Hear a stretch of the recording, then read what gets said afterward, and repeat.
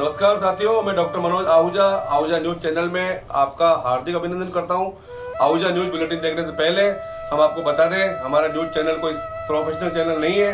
कानून की विशेष जानकारियां दिखाना, मौजूदा विधानसभा से संबंधित महत्वपूर्ण खबरें दिखाना और हमसे जो लोग जुड़े हुए हैं, हमारे सब्सक्राइबर्स, हमारे मित्र, हमारे शुभचिंतक, उनसे जुड़ी हुई महत्वपूर्ण खबरें दिखाना हमारे आहूजा न्यूज चैनल की पहली प्राथमिकता में शामिल है।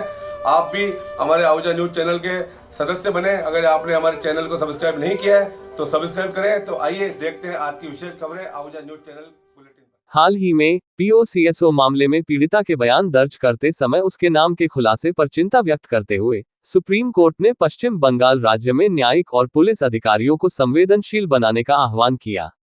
इसलिए हमें लगता है कि इस अनिवार्य आवश्यकता का कड़ाई से अनुपालन सुनिश्चित करने के लिए पश्चिम बंगाल राज्य में न्यायिक अधिकारियों के साथ साथ पुलिस अधिकारियों को भी संवेदनशील बनाने की आवश्यकता है। इस आदेश की एक प्रति माननीय मुख्य न्यायाधीश के समक्ष प्रस्तुत करने के लिए कलकत्ता उच्च न्यायालय के रजिस्ट्रार जनरल को भेजी जाएगी। न्यायमूर्ति संदीप मेहता और पीबी वराले की पीठ ने कहा, यौन अपराधों से बच्चों की रोकथाम अधिनियम पीओसीएसओ की धारा 33(7) में कहा गया है कि विशेष अदालत यह सुनिश्चित करेगी कि जांच या परीक्षण के दौरान किसी भी समय बच्चे की पहचान का खुलासा न किया जाए। हालांकि लिखित रूप में दर्ज किए जाने वाले कारणों से विशेष अदालत ऐसे खुलासे की अनुमति दे सकती है यदि उसकी राय में ऐसा खुलासा बच्चे के हित में है। भारतीय दंड संहिता आईपीसी की धारा 228A में पीड़िता की पहचान उजागर करने पर 2 साल तक की सजा का प्रावधान है। हालांकि मामले को बंद करने से पहले हमें ये देखना चाहिए कि इस मामले में पीओसीएसओ अधिनियम की धारा 33(7) और आईपीसी की धारा 228A की अनिवार्य आवश्यकताओं का पालन नहीं किया गया है, क्योंकि सीआरपीसी की धारा 164 और 161 के तहत पीड़िता के बयान दर्ज करते समय उसका नाम उल्लेखित है और निपुण सक्सेना बनाम भारत संघ 2019-2 SCC 703 में बताए गए कानून के अनुसार उसे छिपाया नहीं गया है, अदालत ने कहा। निपुण सक्सेना मामले में सुप्रीम कोर्ट ने कहा कि कानून निर्माताओं का इरादा था कि ऐसे अपराधों के पीड़ितों की पहचान नहीं होनी चाहिए ताकि उन्हें भविष्य में किसी भी तरह के भेदभाव या उत्पीड़न का सामना न करना पड़े। इसके अलावा पीओसीएसओ अधिनियम के उद्देश्य को समझते हुए न्यायालय ने कहा कि धारा 24(5) और धारा 33(7) को पढ़ने से यह स्पष्ट हो जाता है कि जांच या परीक्षण के दौरान किसी भी समय बच्चे का नाम और पहचान उजागर नहीं की जानी चाहिए और बच्चे की पहचान जनता या मीडिया से सुरक्षित रखी जानी चाहिए।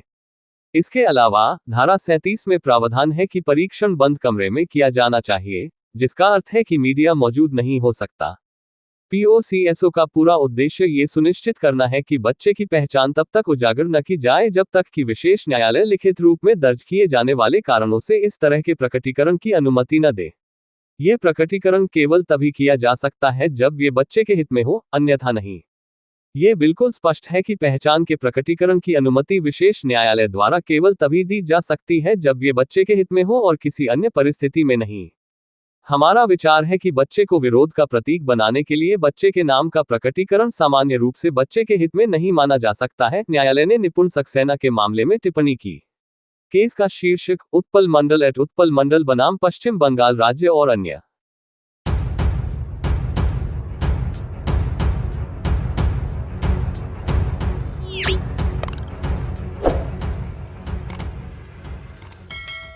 केकड़ी अजमेर रोड विनायक नगर स्थित संत निरंकारी सत्संग भवन पर बुधवार सुबह 7:30 बजे से 9 बजे तक युग प्रवर्तक निरंकारी बाबा गुरबचन सिंह की याद में मानव एकता दिवस सत्संग समारोह के रूप में मनाया जाएगा। केकड़ी ब्रांच की मीडिया सहायक रामचंद टहलानी के अनुसार केकड़ी ब्रांच मुखी अशोक कुमार रंगवानी ने बताया कि सद्गुरु माता सुदीक्षा जी महाराज एवं निरंकारी राजपिता जी के पावन सानिध्य में मानव एकता दिवस का आयोजन बुधवार 24 अप्रैल 2024 को ग्राउंड नंबर 2 निरंकारी चौक बुराड़ी में किया जाएगा।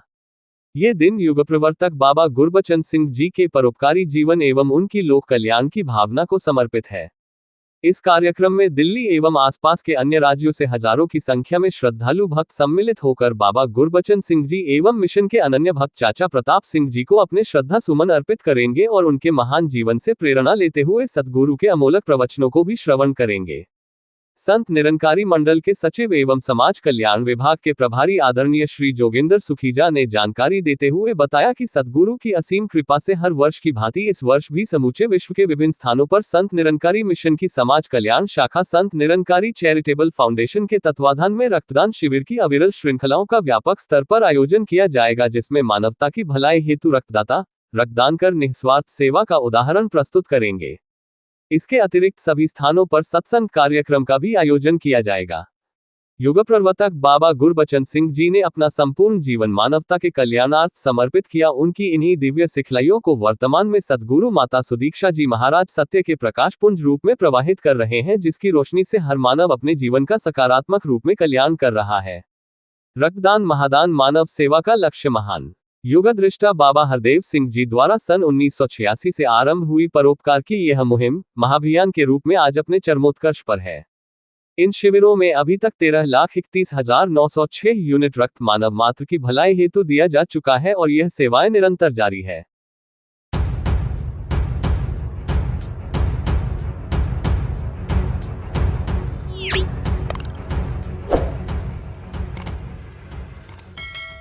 माननीय राजस्थान उच्च न्यायालय के न्यायाधिपति श्री फरजंद अली जी ने अभियुक्त हरजीत सिंह पिता प्रकाश चंद निवासी होशियारपुर पंजाब को जमानत पर रिहा करने के आदेश पारित किए हैं।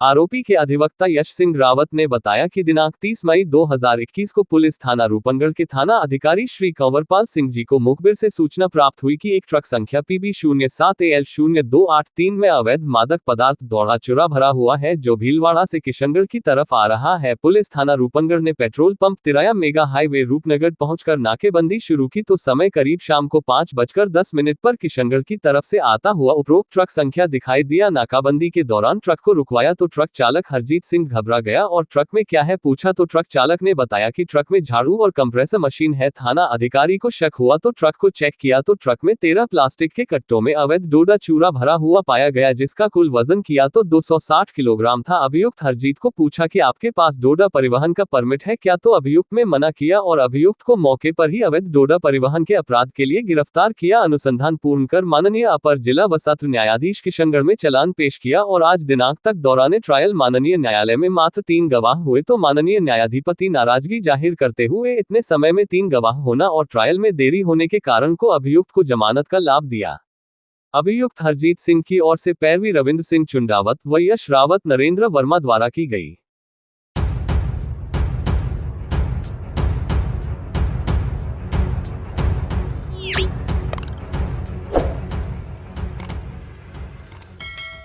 भारतीय जनता पार्टी महिला मोर्चा मदनगंज किशनगढ़ द्वारा अजमेर लोकसभा क्षेत्र प्रत्याशी भागीरथ चौधरी के समर्थन में कल शाम माहेश्वरी पंचायत भवन तेली मोहल्ला में देवरानी जेठानी महिला सम्मेलन कार्यक्रम आयोजित किया, जिसमें 51 देवरानी जेठानी भारतीय जनता पार्टी में नई जुड़ी व संकल्प लिया।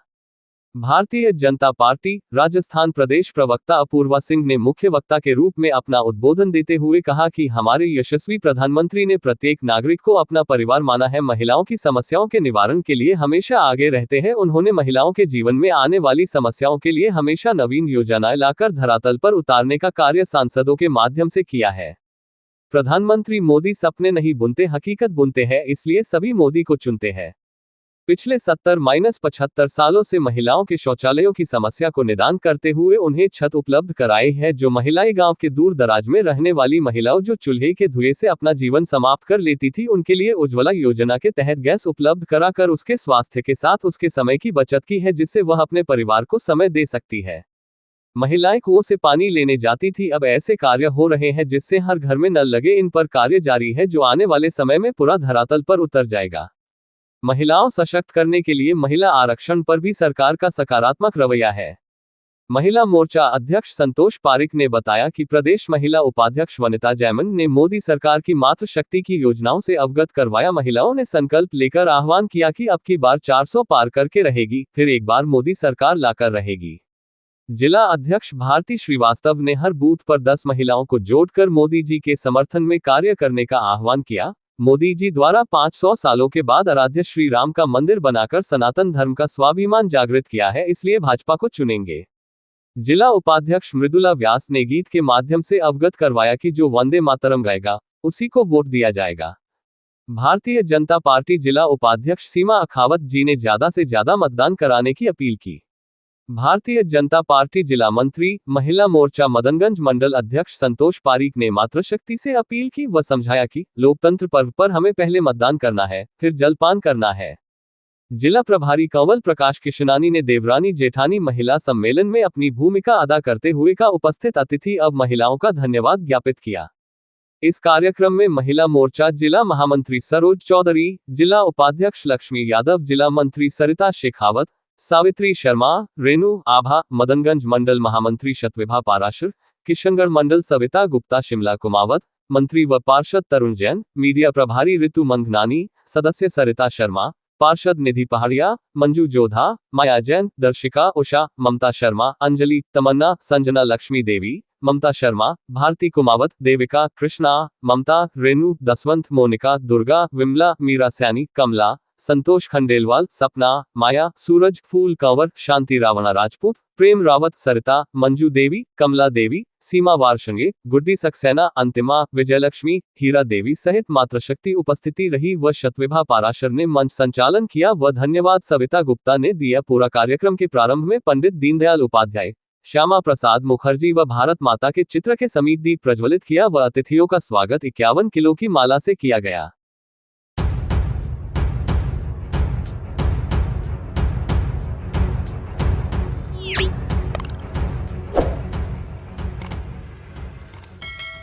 कस्बे के निर्मला कोठारी शिक्षक प्रशिक्षण महाविद्यालय एवं निर्मला कोठारी महाविद्यालय में हनुमान जन्मोत्सव को बड़े धूमधाम से मनाया गया। इस पर्व पर महाविद्यालय में सुंदरकांड पाठ का आयोजन हुआ।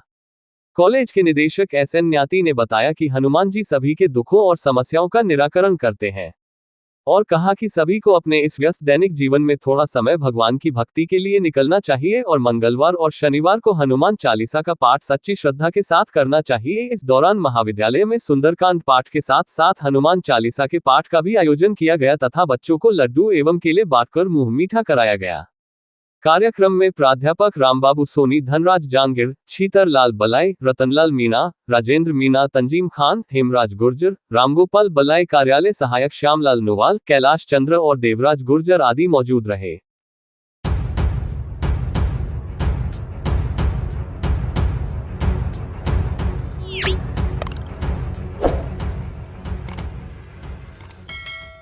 अजमेर की पॉक्सो कोर्ट संख्या 1 के न्यायाधीश BL जाट ने 16 साल की नाबालिग को भगाकर ले जाने और दुष्कर्म करने के मामले में सगे मौसा को 20 साल की सजा तथा 49,000 रुपए के अर्थदंड से दंडित करने के आदेश पारित किए हैं।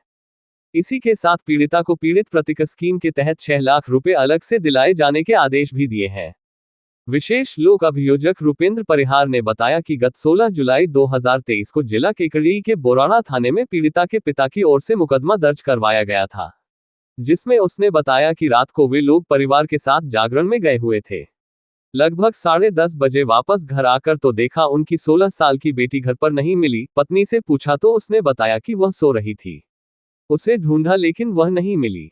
इसके बाद थाना पुलिस ने मुकदमा दर्ज कर टीम का गठन किया व पीड़िता की तलाश में विभिन्न स्थानों पर दबिश दी गई। पीड़िता को दस्तयाब कर लाने व पूछताछ करने पर उसने सगे मौसा द्वारा बहला फुसला कर ले जाने तथा दुष्कर्म होने की बात बताई, जिस पर पीड़िता के बयान के आधार पर दुष्कर्म की धाराएं जोड़ी गई। पीड़िता के 161 और 164 के बयान के आधार पर पॉक्सो व दुष्कर्म की धारा को जोड़ने के बाद पुलिस टीम ने कार्रवाई करते हुए आरोपी मौसा को गिरफ्तार कर लिया। सुनवाई के दौरान अभियोजन पक्ष की ओर से 11 गवाह और 27 दस्तावेज पेश किए। फैसला सुनाते हुए जज ने आरोपी को 20 साल की सजा एवं 49,000 रुपए के अर्थदंड से दंडित करने के आदेश देते हुए अपने फैसले में लिखा कि आरोपी द्वारा नाबालिग बालिका को बहला फुसलाकर भगाकर विभिन्न स्थानों पर रखा गया तथा अपहरण कर बालिका के साथ गंभीर कृत्य किया है। जहां नाबालिग बच्चे अपने परिचित रिश्तेदार नातेदार पर अटूट विश्वास करते हैं और वही रिश्तेदार नाबालिग बालिका के साथ दुष्कर्म करते हैं, तो इससे नाबालिग बालिका के बाल मन व उसकी मनोदशा पर विपरीत प्रभाव पड़ता है, जिसके बोझ को वह ताउम्र सहन कर मानसिक रूप से पीड़ित रहती है और उस भार को जिंदगी भर सहन करती है। ऐसे आरोपी के खिलाफ सजा में नरमी का रुख नहीं अपनाया जा सकता। आरोपी का कृत्य कतई माफी योग्य नहीं है। पीड़िता की ओर से स्पेशल लोक अभियोजक रूपेंद्र परिहार द्वारा पैरवी की गई।